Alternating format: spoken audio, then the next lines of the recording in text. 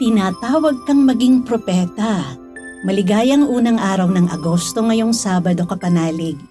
Kapistahan po ni San Alfonso Maria Liguori, Obispo at Pantas ng Simbahan, tagapagtatag ng Congregation of the Most Holy Redeemer. Pagbati po sa mga kapatid nating Redemptorist. Ito po si Sister Rose Agtarap ng Daughters of St. Paul para sa mabuting balita. Pagnilayan natin ang Ebanghelyo ayon kay San Mateo.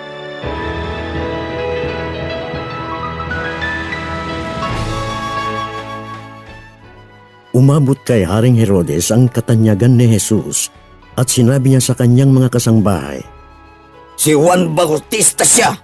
Nabuhay si Juan mula sa mga patay kaya magkakabisa sa kanyang makalangit na kapangyarihan.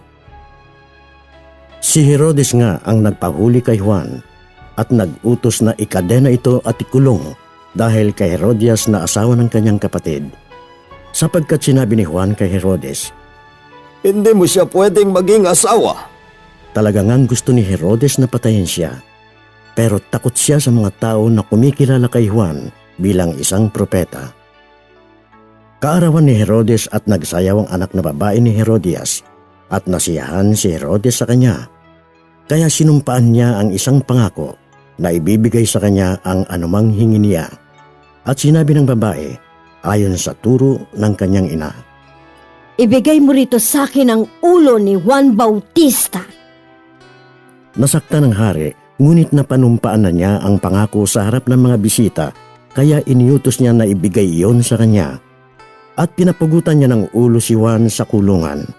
Inilagay sa isang plato ang kanyang ulo at ibinigay sa babae, at dinala ito ng babae sa kanyang ina. At pagkatapos ay dumating naman ang mga alagad ni Juan at kinuha ang kanyang katawan at inilibing. At pagkatapos ay ibinalita nila ito kay Jesus.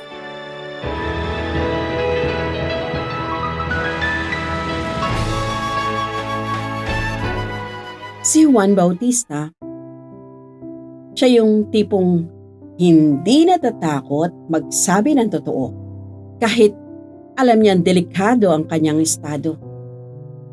Para mga journalists ngayon na nagpo-post ng expose at nagbabalita sa radyo tungkol sa korupsyon, pang-aabuso o anomalya. Sila ngayon ang binabash, binabantaan, pinapatahimik, at ang masakit, may pinaslang na.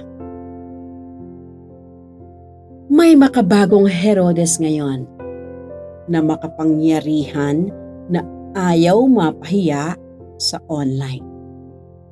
Dahil sa pressure ng crowd at sa pride, kaaway nila ang mga Juan. Totoo na may mga taong mali nga sila, pinoprotektahan pa rin ang image kaysa sa katotohanan. Ang lesson?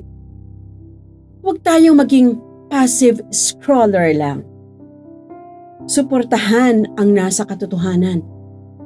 Kung may nakikita tayong mali, huwag tayong matakot magsalita o mag-share ng mga nakaka-enlighten na news items. Makialam, makisangkot. Ito ang papel natin bilang tinaguriang propeta. Sa ating simbahan, kahit risky, ang pagpapahayag ng katotohanan ang ating priority. Mga kapanalig, maraming salamat po sa inyong suporta sa aming misyon, lalong-lalo na sa aming mga donors at subscribers.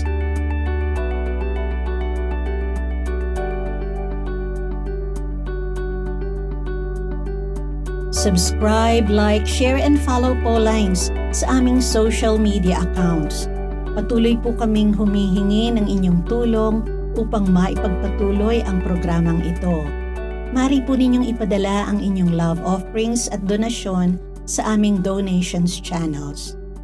Ipadala rin po ninyo ang inyong mga intensyon at kahilingan at makakaasa kayo na isasama namin kayong lagi sa aming panalangin araw-araw. Ito pong muli si Sister Rose na nag-aanyaya sa inyong Manalangin sa banal na Espiritu kasama ni San Agustin. Hingahan mo ako, O Espiritu Santo, nang lahat ng aking pag-iisip ay maging banal.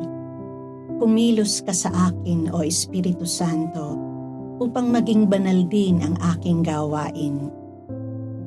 Ilapit mo ang aking puso sa iyo, O Espiritu Santo, nang mahalin ko lamang kung ano ang banal. Palakasin mo ako, O Espiritu Santo, upang ipagtanggol ang lahat ng banal. Ingatan mo ako, O Espiritu Santo, upang maging lagi akong banal. Amen.